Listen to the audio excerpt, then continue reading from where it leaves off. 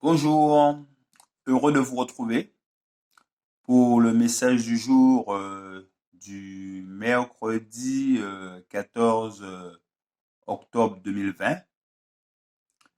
La preuve de notre fidélité. Si vous m'aimez, gardez mes commandements. Que ce point soit bien clair à notre esprit.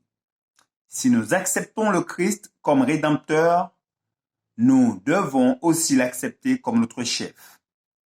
Nous ne pouvons, avec assurance et une parfaite confiance, le prendre pour notre Sauveur. Si nous ne le connaissons pas et n'obéissons pas à ses commandements, notre soumission sera la preuve de notre fidélité et de l'authenticité de notre foi.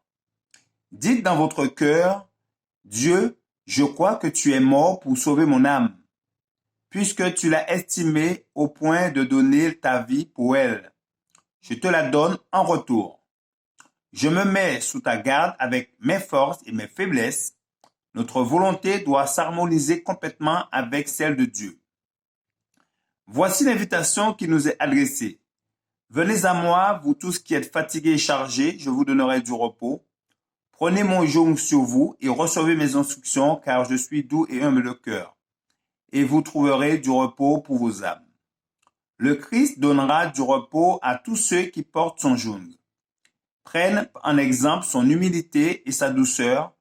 C'est ainsi que nous apprendrons la crainte et l'obéissance, et c'est là que nous trouverons le repos. Remerciez Dieu de ce que, dans l'humilité et la soumission, il nous sera donné ce qui nous est le plus nécessaire, la paix, de la foi et une assurance parfaite. Nous n'avons pas à nous forger un joug pénible pour le placer sous notre cou. Prenons celui du Christ et dans une obéissance entière, portons-le avec lui. Si vous gardez mes commandements, vous demeurerez dans mon amour, de même que j'ai gardé les commandements de mon Père et que je demeure dans son amour. Voici le joug que le Christ vous invite à porter. L'obéissance, nous pouvons dire, Dieu, je compte sur ta parole.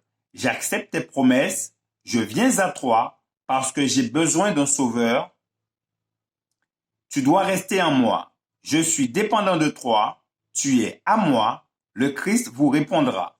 Celui qui a mes commandements et qui les garde, non par forme, mais de tout son cœur, de tout son esprit, de toute son âme et de toute sa force, c'est celui qui m'aime. Tel est le vrai critère du caractère.